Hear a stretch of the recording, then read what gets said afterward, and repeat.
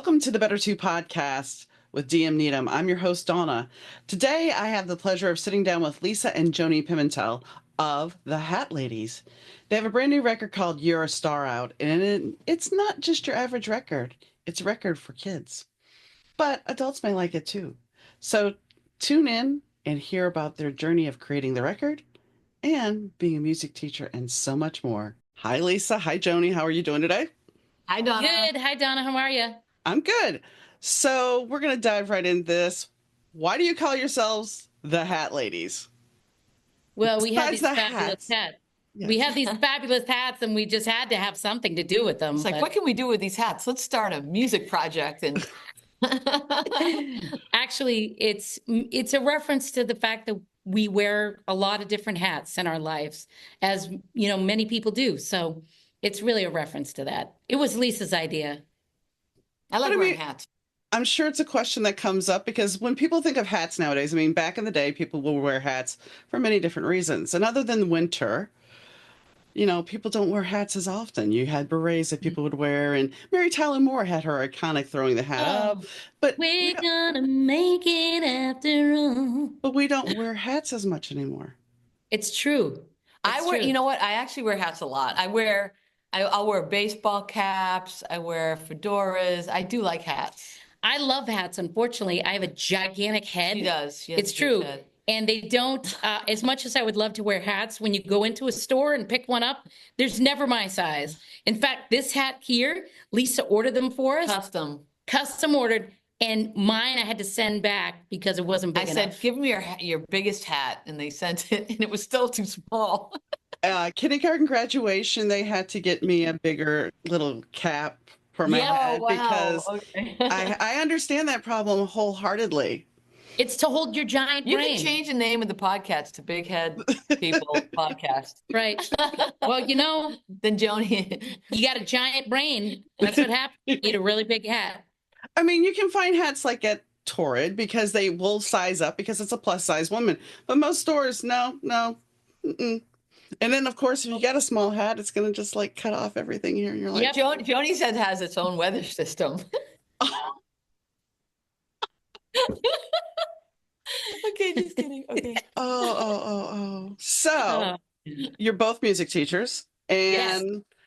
I read in your article with Divine Magazine that you guys were touring musicians. Is that true? I mean, what was that about? True. Well, go ahead, Lise. Well, the both of us have been playing music since we were like able to, like 15 years old. We both had our first bands, even though we weren't in a band together. But you could, you know, I said this before, is that you could like track our whole life by what band we're in. You know, like the timeline of bands we were in would like be a straight line. So you know, that brought us here. Like, you know, we've both been signed to different labels. Have you been? Yeah. You know, yes, I had small. And I was on Warner Brothers with a band, and we had a band together, and then we did a lot of touring, and that's just been our life and who we really are. It's the Hat Ladies album is something we've always wanted to do, but that's really the new thing for us. Yeah. You know. Yeah, we hadn't, prior to the band that Lisa and I were in together, which is still like, we're still a studio project. Before that, when I was back in Boston, I was in a band and toured Europe multiple times, and China. And, but teaching has always been like an anchor for me, for sure. I've always, you know, people ask me how long I've been teaching. And I was like, I've been in and out and teaching for like the past 30 years. But when we say touring, it's like touring during the summer. Like we tour all summer. We tour over winter breaks. We go out, like do fly dates on the weekends. We've never been, because like Joanie says, like we're at the core where we really are teachers too.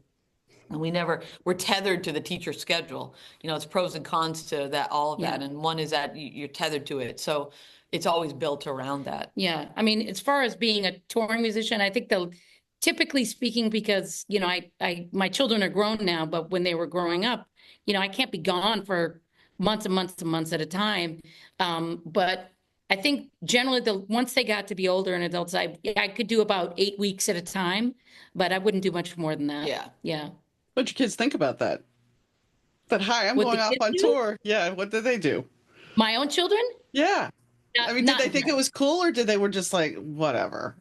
You know what? for them, my life was very compartmentalized, that I would be when I was at home. To them, this was not anything unusual. It's just what mom's job was, so, and it worked out great when they were, especially when they were in like elementary school, because I was free all day and early evenings, so I could chaperone field trips. I was a room mother, and I did all that. And then we'd go home after dinner, they'd do their homework, they'd go to bed, and then I'd go to work. So I didn't sleep for about 7 years, Yeah. but for them, it actually worked out pretty well. And then when they got to be older, they're not really super impressed with it because it's just part of their normal life. That was my job. Sometimes though, when another young person or somebody else would be like, oh, Yeah. I saw that show or I heard that song in the movie you did, it's so great. And then they are suddenly reminded that, Their mom's a rock star.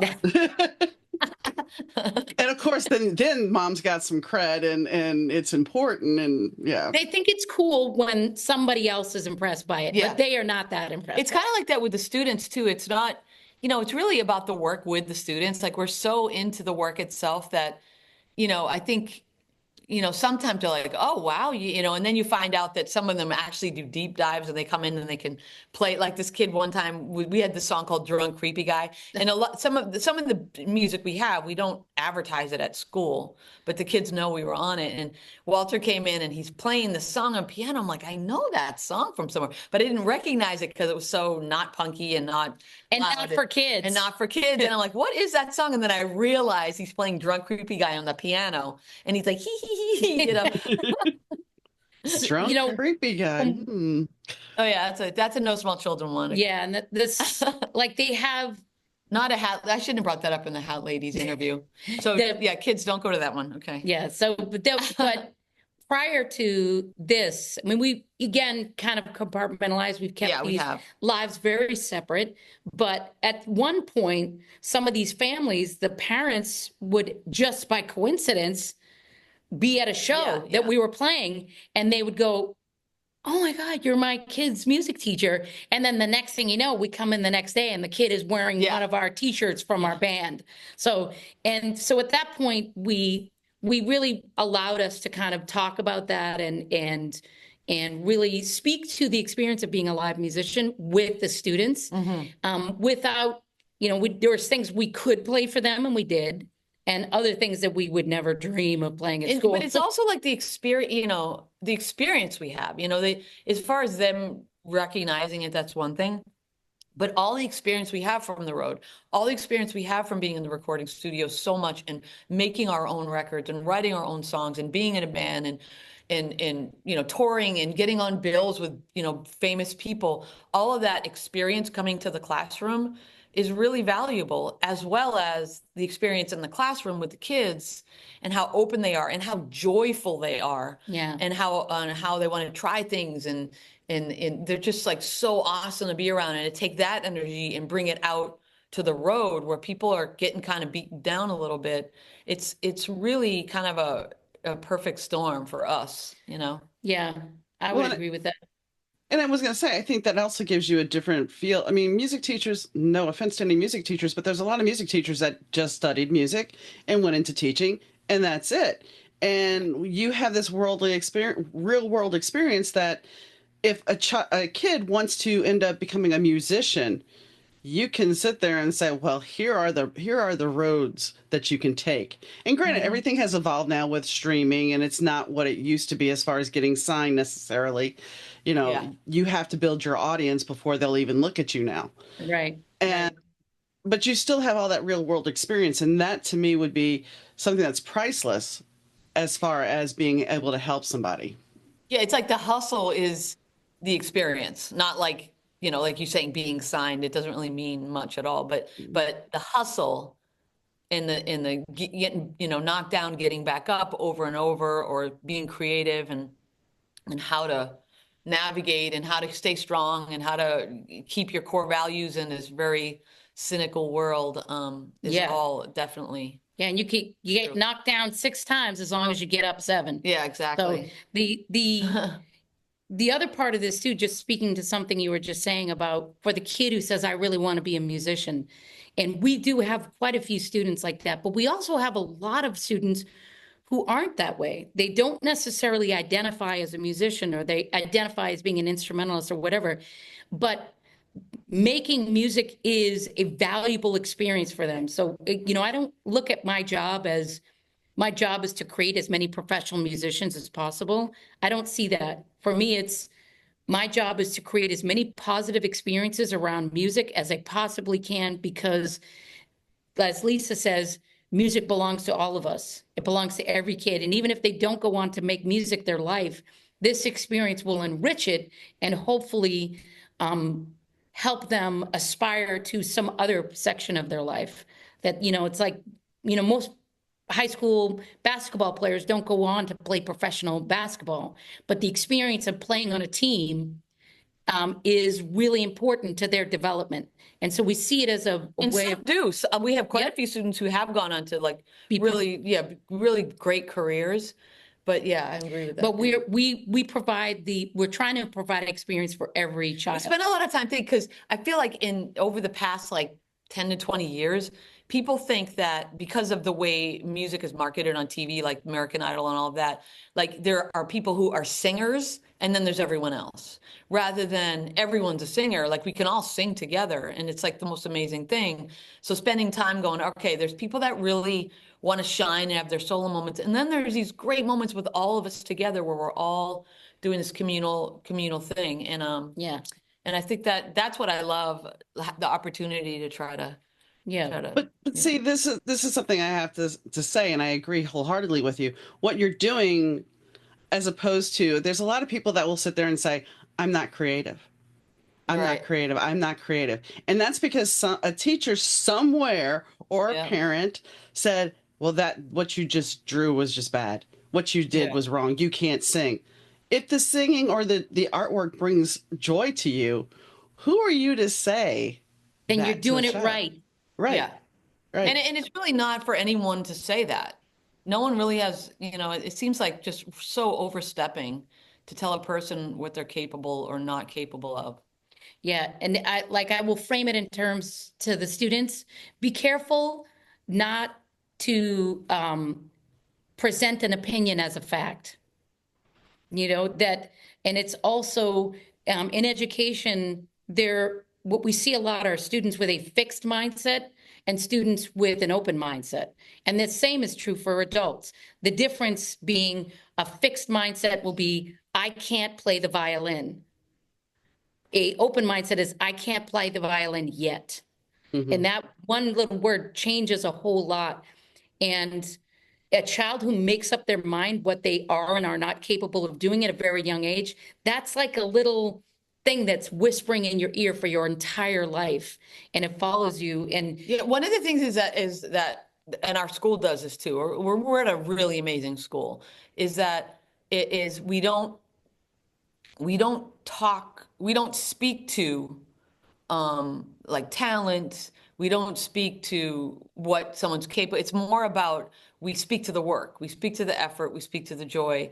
And if someone isn't practicing, they're not going to seek the rewards. But you don't want them to practice so they get some reward. The reward is getting better and Right. experiences music different. So there's a lot of emphasis on like the process more, and then into really instill like more intrinsic learning. But we're talking a lot about, now we're getting to pedagogy Sorry. here. Maybe we should. No, no, no. Well, I was gonna, I was But you gonna, you were you mean- talking about the whole streaming thing, and actually what has informed a lot of going into this album, this album has been getting written for the last 20 years. We just didn't know it. Or 20 years, maybe not 20 years, but for years. a long time. And that nowadays kids they have access to an astounding catalog of music. And also they are experiencing music differently than maybe I did when I was a kid. I would listen to the radio or this and that, but I rarely listened to the radio with my parents. We had music playing in our house, but nowadays, because of streaming, people are listening and experiencing music together in a way that they hadn't in the past. And also, I remember when my own kids were little and the songs that they liked, some of them I just wanted to my God, I couldn't stand them. But as we all know, kids like to hear something they like over and over and over and over and over again. So, number one, if you want to have a song that the families aren't going to mind playing over and over again, make it one that they can like enjoy too. Don't it doesn't have to be sticky sweet. You don't have to sing down to kids. Kids like good music too. So we have students who are coming in now who know who the Beatles are. They know who Run DMC is. I heard him singing at recess. I heard some fifth grade girls singing "Total Eclipse of the Heart," like they knew every Yeah. word. I'm like, where did you learn this? Yeah. And it's because they're listening to streaming music. They just love it all. Yeah. It's kind of cool. I remember when I was younger thinking about that everything needed a category, is it jazz? Is it pop? Is it this? Is it that? And now it's almost like there are the genres, the walls are down so much more, and the kids they don't think genres, They just think, I like it, or I don't like it. Well, and that's the thing. I think music has evolved a lot. And some people, I'll mention an excess and somebody's like, who? And that, I mean, granted, that's a band from the 80s, but they were big in the 90s, but still, some Which bands band? will Sorry. In excess. Oh yeah, in yeah. excess. And some people will know who they are, and other people are like, huh? I don't. But the thing is, even if you don't know a band by name, sometime a song will come on the radio. And that will be, I mean, I had a friend over, we were talking about a band, and she's like, I didn't know they sang that song. I love that song, but I didn't know they sang that song. So it's a matter of recognition sometimes just in the music itself without the recognition of the name. Yep. And all that comes with just exposure and sort of the way that you listen to music, and I just remember like when I was young where something would go on and the minute someone heard it, they would just be like, no, I don't like this because it's country. Oh, I don't like this because it's rather than going, oh, what's that? Oh, I noticed that they sound kind of like this. And I wonder if they're influenced by this. And, just trying to listen to music more critically in a good way, like critical thinking way. I would agree Yes. with that. That's actually a really good point. Yeah. That's a good point. But anyway, Well, I was going to say, listening to your record, there's a lot to me. I know I was not a huge Spice Girls fan. I ended up getting into it later on, but there's a feel of the Spice Girls in the 90s. Ooh, I'll take it. I like that. I didn't think of that one. Which Spice Girl are you? I'll tell you what I want, what I really, really want. Yes. But I mean, Exactly. there's that pop feeling and the danceableness to it. So there's that potential of, yeah, you're not going to have just the kids liking it. The parents should like it as well, especially if it calls back to a time when they were younger. Yes. You know what, though, it wasn't written. I mean, I know that I do think that adults like to listen to it too, but it wasn't written with that in mind so much. It was more written like with things that we see in our world with children that was like, what, that could be a song to help them get through this moment or something to hype things up. It was more like the song was written. And then because of our pop, like I love a good pop song. So if I love a good pop song, it's gonna make its way into any music that I write, or if I'm gonna, like, you can tell which ones like that came, because Joni and I co-wrote this record, but she wrote most of like half the songs and I wrote most of the other half of the songs. And you could tell like our sort of our different individuals. We're not in bands together growing, like she was way more we were into different things. And but it's really an extension of who we are when we write a song, including even if it is for a little kid or a grown kid. And we and we take the kids really, one of our sort of core philosophies is that we take children seriously and we take their issues and problems and struggles seriously. So when a kid is, in fact, one of the songs was called When I Go to School, was written, I remember this I told him too. He's in 6th grade now, but he was in like second or third grade, and it was the first day of school, and he's outside of the room and he's absolutely freaking out. He doesn't want to go into the classroom. He's terrified to go into the first day of school. And the dad was trying to like help him get over it, and it was just so hard for him. And I think that a lot of kids feel that way, and I think that a lot of older people feel that way too. Like my nephew was going to college, and my sister-in-law was like, oh my God, he's going. She said, I was listening to that song, and it's just that feeling of not measuring up is a real feeling for a child and for an adult. So it's like when we write that music,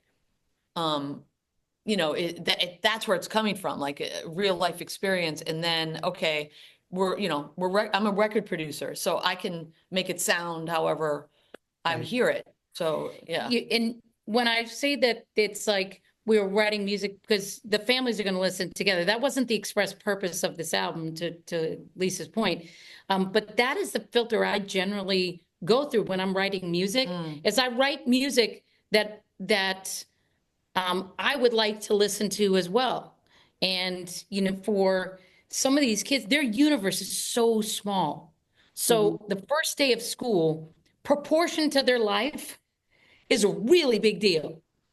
But Really, really big deal. and to be fair to you, I had a friend who started a new job today, and she had anxiety today wasn't so Yeah. bad because they invited her to the Christmas party last week before the job started. I'm like, that's the best time because you get to see Oh, people yeah. in a normal environment. So today was a lot easier because of that. But she's still, last night was kind of like, yeah, I'm a little nervous about tomorrow. So You that's got to play still the song. Yeah. I mean, the first day went well, but it's one of those things where it's like there's still that whole anxiety. We always have that anxiety of starting something new or something we're excited about. There's always that underlying anxiety. Right. Right. And everyone's always trying to figure out, like, what's the first step to get through this? Mm-hmm. And how do I, and so anyway, so yeah, so most of the songs are written like that. It's like, oh, you know what? What's something? Oh, maybe a song to go to sleep. Well, how do I go to sleep? When I go to sleep, what helps me go to sleep? Let me try to write a song about how I fall asleep. All right. Next thing you know, let's put some little shimmery little things on top. And what do kids like? Counting down. Let's count that down. And next thing you know, let's put a viola on there, make it sound really cool. Let's put Bob play piano on it. Yeah. Let's like make it a cool arrangement. I love the arrangement, the way that all worked out on that one. But just like all of them, though. I mean, that's how we write music. We don't write it from, what we want it to sound like backwards. It's like, oh, let's write something and see what happens. And then we can, kind of fit it into different things. And all the songs are representative of a real experience that either we have had or our students or somebody in our family. It wasn't just, oh, I got to write a song about this. It was, I'm feeling this way. I'm going to go ahead and write this song. So, like the I Missed You song I wrote that right when we went to virtual school. And I've seen their faces for the first time after figuring, and I missed you so much. I missed you. And it was just kind of like, I kept saying that over and over again. I missed you. I missed you.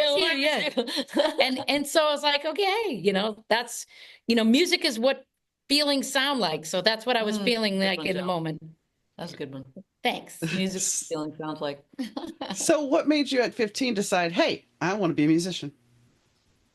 Was it a music? Was it a band? Was it just something you've always had the desire to be? For me, I never made a decision Okay. to do anything. At 15, I'm like, I'm just going to keep playing music and keep being in bands. And I was in the band. All right. So our story is like, we grew up in a very sort of free range music kind of household. There were instruments around everywhere.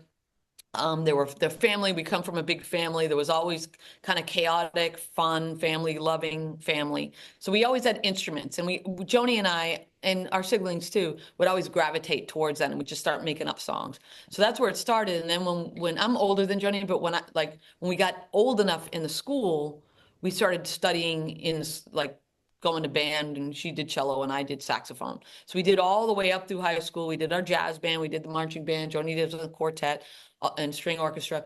And then, I had no idea what I wanted. I was like kind of a mess. And the band teacher said, you should go to music school. I'm like, okay, I'll go to me. So it was just like the next string of events. So I went for music education, and then I got a music ed job, and then I had a band, and then my band got signed to Warner Brothers, and that brought me out to California. And then I went back to teaching.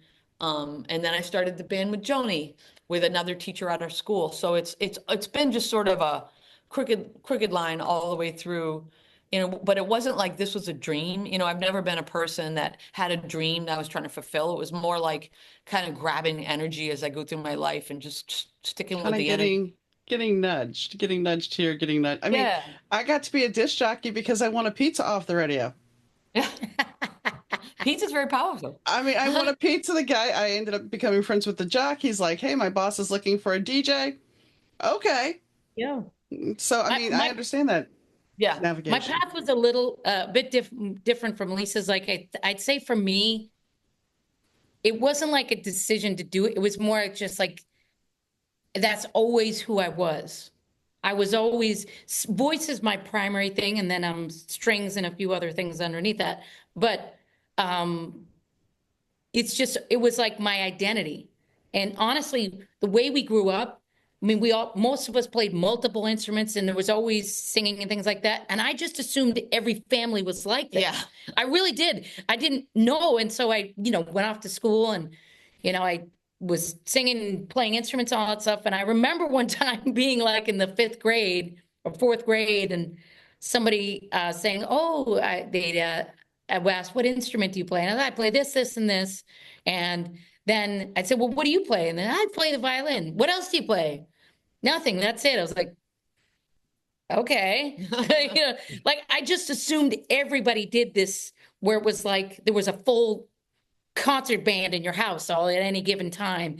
But I always just felt like it's who I was, not something that I did, but it was who I was. Oh, yeah.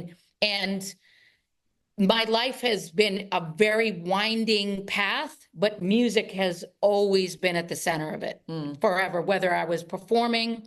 And Lisa has more teaching experience than I do. But it's definitely more of a winding road, but music was always at the core of it every time. Yeah. So, how did the Ghostbusters thing come about?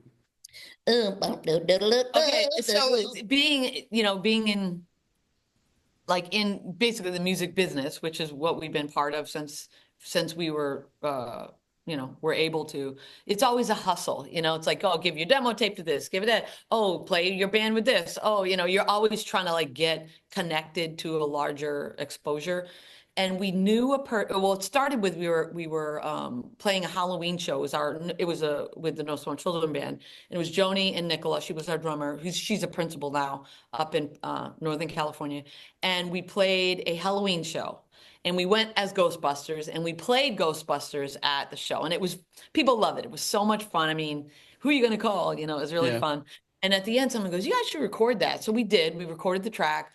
And months later, we knew someone working on the movie, because we live in Hollywood, basically. So there's a lot of that. There's a lot of movie and TV people here that you can, I mean, it doesn't mean that you're going to get it, but Right. You never know. And we gave it to this guy who was working on the film, and he, months later, he gave it to Paul Feig, who was the director of the movie, and he heard it. And it was the Friday before the movie locked, meaning it's done. And they're like, "We want this in the film." So they called us up. We didn't even have a lawyer. We found a lawyer, got everything signed within like 3 hours. Yeah, they were like, if you want this to happen, you have to do it within the next 6 hours. Yeah. We're like, okay. So in 6 hours, we got a lawyer, and we had it signed and send it back. And it was awesome. And Paul Feig, actually, he really championed us. Yeah. When he heard the recording, he was like, "Nope, we're going to make this happen." And he's actually afforded us many opportunities since then. The Simple Favor was another film he put us into, among other things. And that was it really Jackpot too. Jackpot, that's right. Yeah. That's right. But it was really like, once that happened, once we knew we were going to be in the film, it was like being shot out of a cannon. Yeah. And Imagine. so, and we got to walk the red carpet, and they played our music a bunch of times, and, and we got to see the premiere, and it kept walking back and forth. Yeah, it was, but they played the song 3 times. It was awesome, but it was such a thrill, and really opened us up to a lot of other opportunities. And I mean, that's the thing about this business, is that the first gig begets the next one, and then the next one, and then the next one. And for the 99,999 things that you throw out into the universe, one of them is going to come back. And so you just keep throwing it out. You keep throwing out, and you keep, creating energy and doing what you love, you know, and hopefully people hear it. And it totally caught us off by Yeah. surprise though, like, because we just assumed it died on the vine. Like Lisa said, she It was gave months later. Yeah, she gave it to him, and we didn't hear anything. It's like, oh, okay, because it's like anything else you do, you throw it out there, you say, what the heck? Don't ask, don't get. So we asked, and they, we like, it was just all of a sudden, like, oh my God, this is Get on the happening. phone. Oh my I God, can't believe it. You know, yeah. Can we pinch ourselves? We got to get new dressing. You know, Yeah. That was the We're first going thing. on the red carpet. Yes. Yeah, it was thrilling. And then, and introduced us to a whole bunch of new people, and it was just an incredible experience. Incredible. And, but this is, And it's cool too, because it's a the Ghostbusters song, even the song on its own, because it's a since it's a holiday song, every year it keeps getting played, and our version keeps growing and growing every year, which is really really cool, you know, outside of the movie itself. but this album that we just did with the Hat Ladies is the first time we've actually formally recorded a children's album. It's something this is the closest my two worlds have collided. Usually, like, it's teaching and being a musician, and they don't always overlap. And this time, this is as close as they are. This is the first time it's overlapped for me. I've never done one before, but where we can come and we can actually, like, we're doing some of the teachers here, you know, are asking us to do the songs with the kids, because the kids are home learning the songs, and so we're doing songs here, and people are coming in and asking us about it here, which is a first. And now, and the kids know that we can openly be, you know, oh yeah, you can go to this, rather than being like, that's not. Don't listen to that track. Only listen to this one. But the kids now know when they see us wearing the hats on campus, they're like, oh, is the Hat Ladies here today? And we, you know, we kind of have like our alter ego, the Hat Ladies. You know, we get into our shirt. I know I have a matching shirt to hers, and I didn't wear it. I'm sorry. Okay. I noticed that you guys had Hat Ladies Radio. Is that something like a little interview show that you HAT, Hat Ladies Radio. It's actually part of our web series. We're trying to get it together. We're trying to make a show. We've done two. They're two. They're like 10 to 15, about 10 minutes long. And they're just us being silly, putting a show together of trying different things. We interview people. Yeah. We will, you know, we have this segment called What's That All About? And then, so it'll be like, Lisa will blindfold me and then get me to taste something, and I have to guess what it is. And she gave me something the first time, was super sour, and the kids loved seeing me going. They were Pop Rocks, you know, things like that. But it's just a fun. It's, you know, being creative keeps us sane. So that's just part of the Hat Ladies thing, where we can get on there and just be ourselves, and we can edit anything out we don't want, which is usually we're pretty close right on though. And then so we put out, they're on our YouTube channel, the Hat Ladies YouTube channel. So we put out 2 episodes, and we're going to be doing one more before, probably before holiday break. As teachers, we're in the middle of our concert season. Yeah. So it is just Friday. Yeah, ridiculously busy. But the line Hat Ladies Radio, actually, I believe that was part of that improvised thing that we did. Oh yeah. Yeah. So there's Joanie improvised the song, the Hat Lady, the dance, the Hat Ladies dance song. Yeah. That's Joanie improvised a lot of that, like what you hear on there, including that little radio thing at the top. She improvised it, and then she improvised the first verse. And I don't know about the second verse, but like first take, improvise. We just used it. Yeah, and it was used. So it's like, that was one of only 2 times in my life, the first take Jake, when you get it on the first try. But that was very much the Spice Girls thing. That whole song had that very much that feel. Yeah, it's very like dancey, you know. And the melody, now that you mention it, I didn't even think of that, like the melodically too. Yeah, they but I do it with my kids, like with my littles too, because there's a section, it's like jump, jump, and they jump, crisscross. So they like going through the whole dance. That was a no-brainer, putting that part in. I'm sure. Jump, crisscross, spin, turn around. You know. Now scream, woo! You know. Go ahead. No, you. Go ahead. No, go ahead. I lost my train of thought, so I'm gonna volley it back to you. All right. So I noticed that you are trying to get some Grammy interest as well. Yes, this album album that came out, we literally released it the day Yeah. before the I voting. think we need a little more runway. Yeah, this was not a particularly long enough runway, but We'll see for next year. yeah, we're kind of hoping for it to be next year. But we did get our hats. Yeah, we were in the race. We were in the race, yes, For sure. We didn't get a nomination this time, but we're hoping the next time that we will, because we'll have a year to runway. Exactly, because nobody had even heard of it. You know, it's one day. So. Yeah, I mean, that's the whole thing about everything nowadays. You have to market, and I hate to say it, it's also, and I know you know this, it's about who you know. Well, and it is, and who you pay. Yeah. Yes.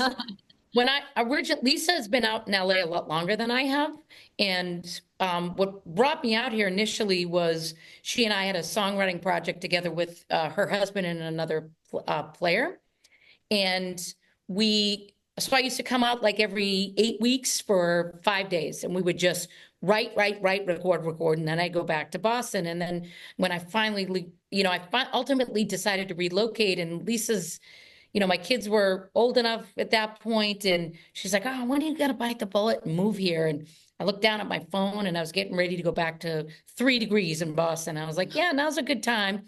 But, in terms of the songwriting and the production and the performing and all that, it is a lot about being in the right place at the right time. So if you want to be in the right place at the right time, you got to be in the right place as much of the time as possible. That's absolutely true. And it is who you know. I as you were talking, it's who you know, but it's also, I feel like it's more of an even playing field than it's ever been right now. Like, it used to be, when I was starting in all of this, it would be like, if you don't have a record deal, you can't make a record. Mm-hmm. And now it's like pretty much anyone can make a record, which makes it harder for everyone, but more possible.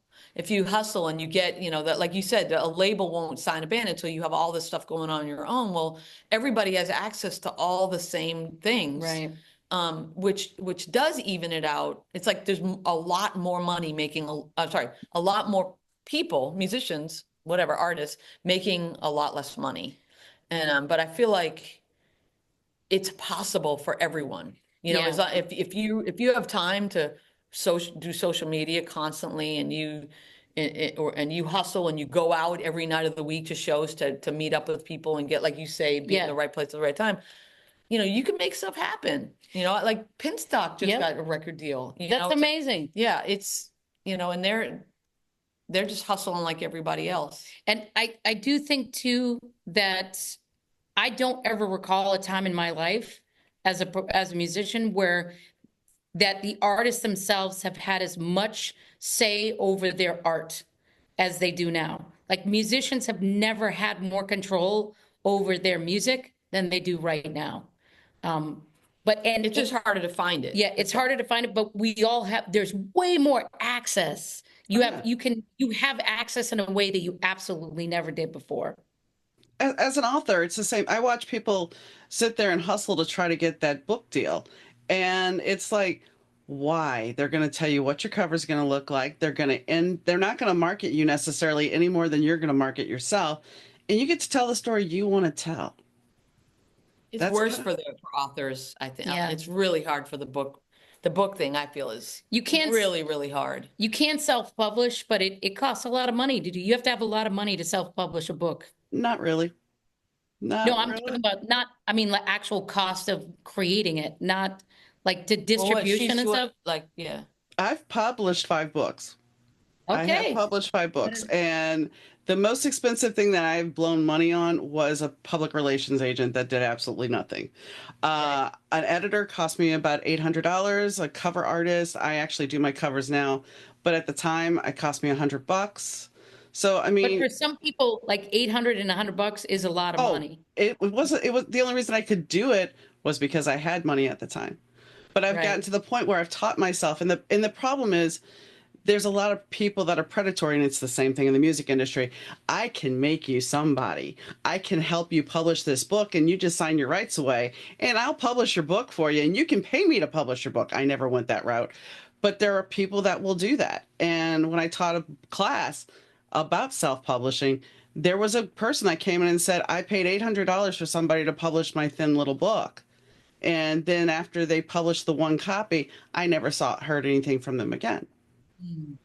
But yeah, I mean, it's a tight business, but it is, what I'm getting at is just like with a musician. I mean, because you need equipment. If you're a musician, you need the equipment to record.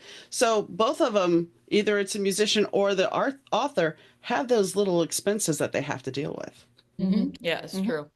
It is. It's like, especially when you're first starting out, for every $100 you earn as a musician, you're paying $200 to do, for a band, a movie, or. By the way, we have to pay Richie. Oh, okay. The We merch. got merch. We'll make merch that money guy. back though. Yeah. Mm-hmm. But yeah. So, and by the way, the merch, I'm going to digress here, is going to be available on thehatladiesmusic.com as soon as Joanie puts it up. And what kind of merch is this? T-shirts, bucket hats, capes, and like some fun beaded bracelets.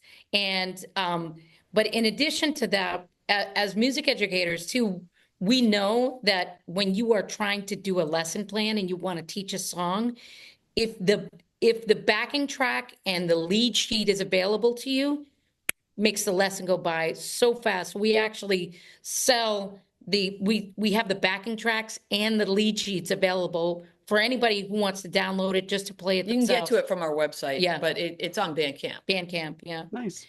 Stuff like that. So it is, and I love merch, honestly. I have a million band T-shirts. All my shirts are band T-shirts, are black. First of all, they're black with white writing and they're always choose black, but the people love T-shirts and people love, the bucket hats are new. The bucket hats. Kids like the bucket hats right now. That'll go away, but right now they're into it. Yes. None of the bucket hats will fit me, of course, because I have a giant melon. We're back to the head thing. It's okay. And full circle. It's always good to go full circle. So do you plan on touring this summer with this? Or on spring break? The interesting thing, like the children's music and family music, that circuit is different than what I am used to typically. You're not going to be playing nightclubs. You play libraries, or you play music, Right. family, things like that. So we do have shows that we're playing. We don't have a specific tour planned. Yeah, we're not planning any tours right now, but it's definitely something we want to start doing. Yeah. But it's not the familiar routes that we have, routes that we have with our other projects. So we're figuring that out. We've done a couple shows, small shows, but we're figuring that out. Yeah. Right now we're pretty much on the internet. Yeah. And I mean, that's the thing. It's like you can play libraries, you can play festivals. There is back in the day, shopping malls, because we don't really have. Yeah, not so much. Yeah, they're harder to come by these days. And most of the time when you're, there are places you can do and things you can do, for sure. There are tours, like we can book our own tour with like a rock band. It would be a whole new start with Hat Ladies, with the Hat Ladies tour, but I know we could do it. Oh yeah. Yeah. We just haven't gotten there yet. Yeah, it's So yeah, one rung at a time, but we're working on it. Yeah, we're working on it. So after the winter concert, which I know, I mean, that has to be a lot of work in itself, putting together a concert. It's so fun though. It's super fun, and for our school in particular, we have tremendous support for the arts where we teach, and what is foundational to any performing arts program is performing. So we have concerts, instrumental concerts, vocal concerts, a dance performance, theater. There's a band at the games. So there's every grade does a different thing, and there's it's a blast. And I love the holiday music. It's like a good communal thing. Yes. For everybody. Yes. The kids are playing all the songs, and we have like a sing-along thing at the end. Yeah, but we're doing how many performances in a year do our kids do? A lot. Like at least almost close to 30. Wow. That is a lot. Which is a lot. But that's part of our philosophy though. Yes. The immersive part of it is just getting playing, less talking, more playing. So we'll just we'll put a pep band at a football game, because the kids love that, they love it. And again, it's following the energy and And if they're into it, we'll do it. If they're not into it, I'm not into it either. Understand. I mean, Yeah. and the thing is, it is better to, they're going to learn much more by actually being hands-on than sitting there in a You bet. classroom. And just, Experience is the best teacher, no yeah, doubt.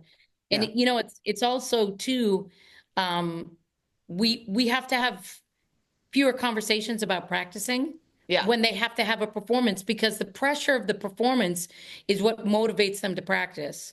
But it's the siren song of every music teacher. You need to practice more. You got to practice more.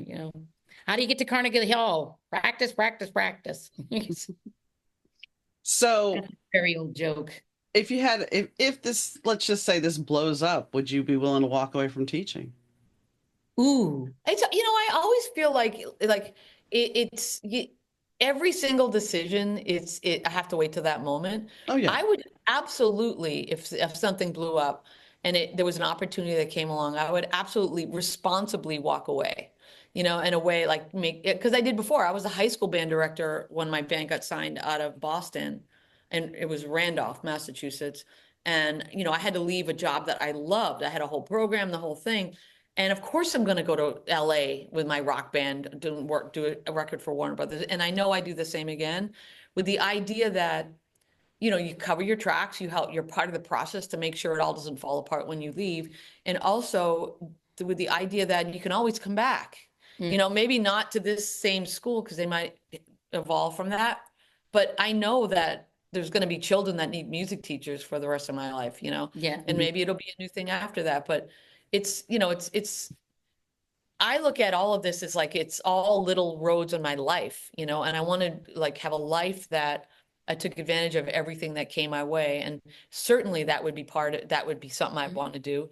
But I also love this, like I love my life here too. So it would have to be something that Have to be a really, very big carrot. yeah, But if that did happen, first of all, what a wonderful problem to have. yeah, exactly. And I think that we have to model for the kids, not just what we do in the classroom, but the choices we make for our life. And that would be a big risk for us to walk away from a job that we love. But if you believe in yourself and an opportunity comes your way, sometimes you have to jump. You have to take a try. And that is good modeling for our kids. When you have an opportunity, even when it's hard, go for it. I should say, not but, I would also feel like teaching is something that's kind of attached to my bones. And I'm not sure. It would be a diversion for both of us. Like It wouldn't be I would like go off and do nothing, but I'm always going to come back to teaching.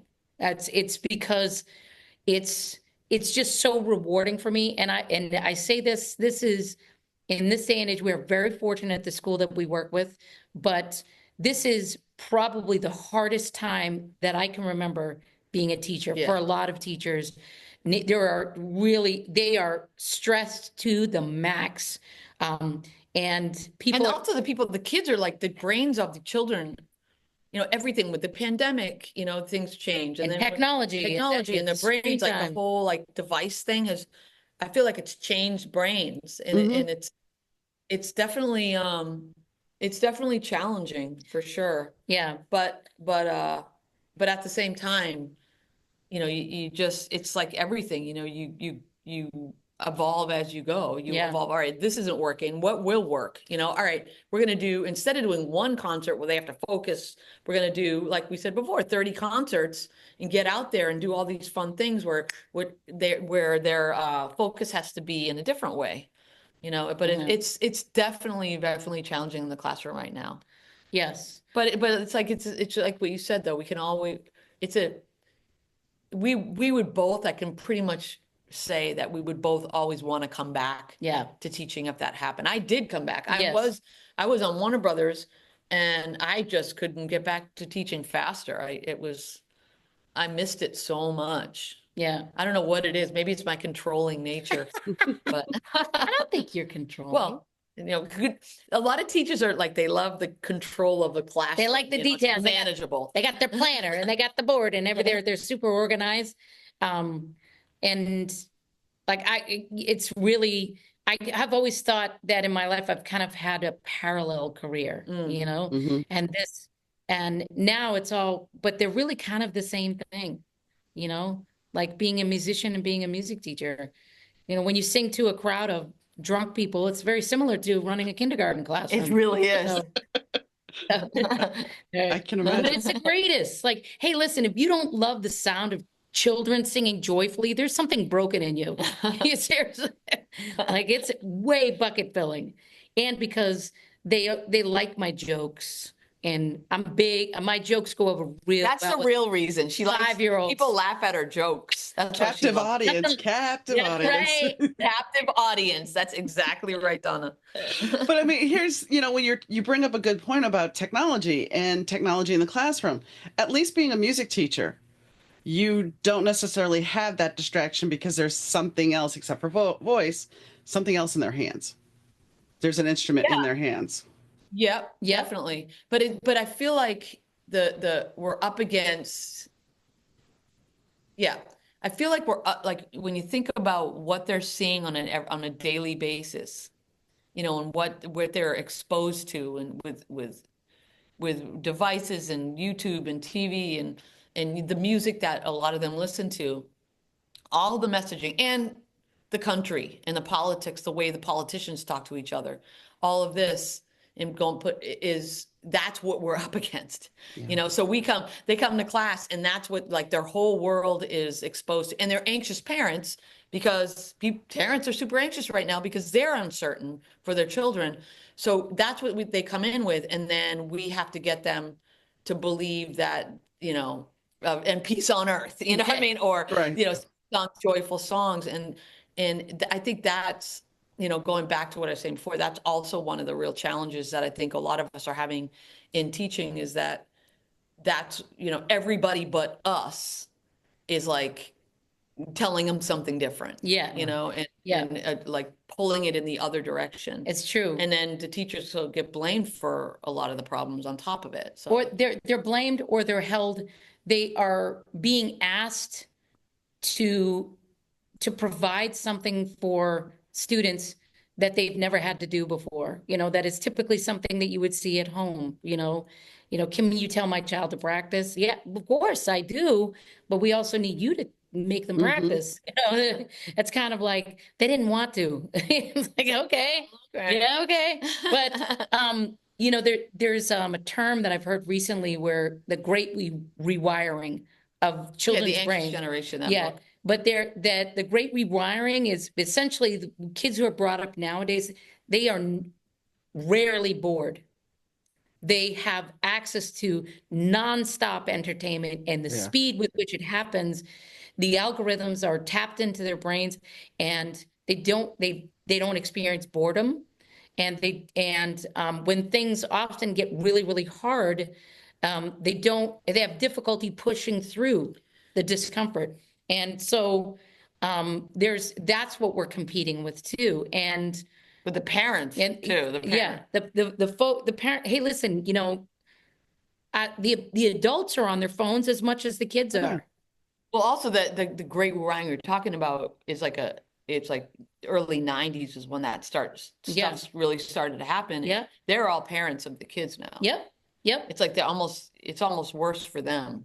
They were the ones that really got messed up. But we could talk, I feel like we're back on. I am waxing poetic a lot, but it is kids are different now.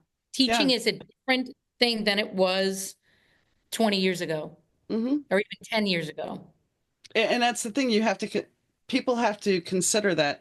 And, I was at a restaurant and there was like a 3-year-old with the cell phone watching a movie at the restaurant. And it's like, okay, but are you doing your child a disservice?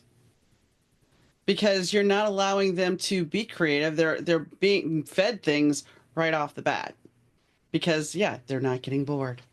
And they don't, and it also means they're not learning how to self-soothe. Right. It's also, but the parents, it's easier for the parents to not have to worry about a screaming child too. Yes, it's true. I get it. I mean, I was a parent and I get it. And, when you were talking about the repetitive thing, my daughter The Little Mermaid. Oh my gosh, she would sing the little all the time.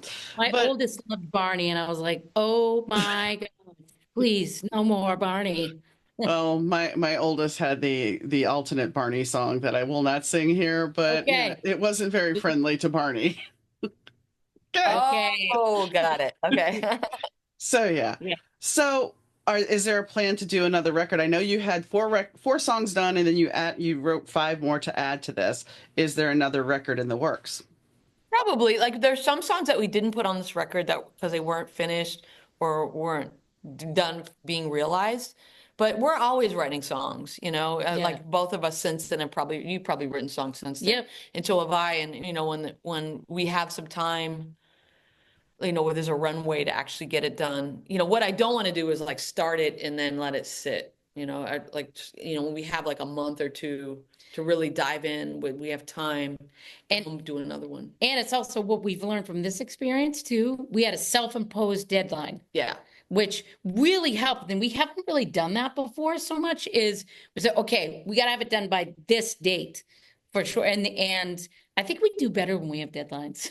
Yeah, yeah. But I don't think people realize how much work actually like it seems like it's not that much work. It's so much work man. to make a record from beginning to end. And Lisa produced the whole album. So it was a Nice. lot of night. A lot of like all day at work, eat dinner. My husband went to the couch and I went to the studio. Yeah. And on And I weekends, wanted to go to the couch. yes. Yeah. And on weekends But that's probably like for you too, Donna, like with a book, it's like that too. It's like, right. Mhm. it's like the discipline of going and doing the work when everyone else is chilling, and just like, oh, okay, I'm going in for an hour or two every night, no matter what, is really that moment is what makes it happen. Like when you decide. Oh, exactly. It's even with the podcast, because even with the podcast, yes. Fortunately, I have a guy who does my audio. He does come in and do the sound, cleans up the sound. But then I get it back from him, and then I got to match up the video, and then I got to make all the ads. And so there's always these little processes. And I do it because I like doing it, because I enjoy it. I'm not making any money doing this, but I enjoy what I'm doing. So that's part of the reason. It's like writing. It's like I may never be a big best-selling author. But if I can tell a story, and if I enjoy telling that story, and I have a few people that enjoy the story too, then great. And yes, I published 5 books. 3 of them I decided that I pulled because they could be better written. And because I am self-published, I get to do that. Yeah. Nice. Yeah. Yep. So, I mean, that's the thing. So, like I said, Being creative is like, I feel like being creative is part of sanity for a lot of people. For me, it is too. Like, I would rather, just creating something from nothing it really is good for my sanity for sure. Making music is the cheapest therapy I have ever gotten. we'll see. And Go ahead. no, I was just gonna say, like, for me too, when I'm feeling badly about something or mad or upset or whatever, I just gotta sing. Honestly, it's like how I get the ick out. And the process of like writing a song is a way I take the ick and transform it into something awesome. And like that is 100% therapeutic for me, especially the singing part. And I think that's with most creatives. If you don't do something creative and you don't do it for a couple of days or a week or so, it gets blocked and you get agitated. And it's like, it's got to come out because that's part of who you are. That's part of your soul. I mean, when I was 16, yes, I wanted to be a bass player. Okay, yes. And I still own my bass. I really haven't played my bass in 20 years, but Never too late. no, I know. But it's just one of those things where it's like I have other creative avenues and I'll never get rid of my bass. But it's one of those things. It's like it was a dream I chose not to pursue, but being an author, that was something I always wanted to do. So I finally did it. And that's the thing with the opportunities with the music business and the writing business now, being an author. You can pursue those dreams. Just have your expectations be realistic. Yes. And do it because you're passionate about it, not because, oh, I'm going to make $1 million. Right, exactly. Absolutely. So Or we're going to be better, so much better than everyone else, Right. The other band on the bill. Right. Yeah. Like it's also the whole idea of better than or worse than. It's so silly when you're talking about music because there is no best or better. It's just what you like the most. Right. Like food. It's like saying, fact, brownies are better than cookies. That's not a fact. I just like it more. Yeah. Maybe in my world, brownies are better than cookies, but in your world, that might be something different. I like Exactly. brownies and cookies. Can I have a brownie cookie? How about a cookie brownie cookie? Do you want some ice cream or whipped cream between those? Yes, that sounds delicious. Now I got to go and eat my supper. Is there anything that we haven't talked about that you would like to add? Where to find our music, which is on basically all the streaming platforms. You can find the Hat Ladies, and you can find the albums, you can find the songs. Bandcamp has all the credits, has all the lyrics, has all the lead sheets, and has backing tracks. Our website will soon have our merch. It doesn't at the moment, but it will vary by the time this is out. It will. She's elbowing me. Get that. And then, of course, it's on Spotify, Apple Music, and everything in between. And our YouTube, we have a YouTube channel. Follow us on YouTube where we have the Hat Ladies Radio.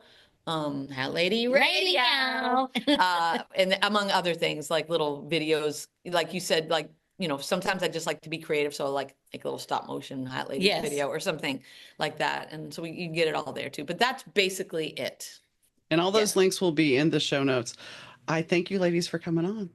Thank you so much, Donna. Have a wonderful day. Joanie and Lisa's journey was one that's pretty interesting. I mean, when you think about it, our lives never are very linear. We try things, we try to do something, and maybe we end up here and maybe we end up there. And you never know. I think back to when I was living in New Orleans for the second time in my life, and someone told me I was going to be based out of Chicago for my career. And I just was like, there's no way I'm going back to Chicago. And I've been here 30 years. But at the time, it was like, nope, can't do that. And the statement about taking, you have to be not only in the right place at the right time, but you have to be willing to take that risk. It's something that's very important. And sometimes we have that opportunity and then we get in our own way. And when we get in our own way, we block ourselves from doing that. And that creates a block for energy. And when you listen to the kids' record, it's like they're dealing with those childhood issues. And I think sometimes as adults, we may not have had those proper teachers, those proper people in our life to push us through to have faith in who we are. And Joanie and Lisa seem to be those teachers that will give you that gives you that inspiration, that's going to tell you, yes, you're creative. I can't tell you how many times I've read for clients doing readings, and I'll tell them that they need to pursue this creatively. They need to pursue art, or they need to pursue something else, and they need to work with being more creative. And these grown people will look at me and say, I'm not creative. I don't know how to do that. I'm not creative. And that's because somebody somewhere down the line said, yeah, you don't do that. But the thing is, we all have that creative soul inside of us. We all have that part of us that is wanting to be able to create something from nothing. Whether it's planting plants, whether it is decorating your house, because most people are like, oh, well, that's not creative. But it is, because when you're putting together your look, your aesthetic, as some would say, for your living room or your bedroom, that is creating. You're creating a look. Granted, you're borrowing from other things, but sometimes art is about borrowing from other things. Like music, you can sample things to make a new song. You can create something. Or like they did, they fine-tuned and recreated the Ghostbusters theme. And that led to an amazing opportunity for them. So don't get in your way and sit there and say, well, I can't do that. Because that is the biggest block you will ever have, is I can't. Who said that to you, and why can't you? Get out of your way and go check them out. All their website information is on the show notes. The Hat Ladies, like I said, I listened to it, and it does have a little bit of the Spice Girls. So you might find yourself wanting to listen to it with your kids and enjoying it, because it's going to get you moving. It's going to get you motivated. There are a couple of slow songs, but overall, there's a little bit of dance to it, a little bit of moving. So on that note, I hope you guys have a wonderful evening, day, whenever you're listening to this. I want to thank Fast Susie for the intro and outro music. And I'd like to thank Rich Zai of Third Ear Audio for our audio production. And I'd like to thank you guys for tuning in. And I really do appreciate it. So until next time, I wish you a very great day, and I'll catch you next time. Bye, guys.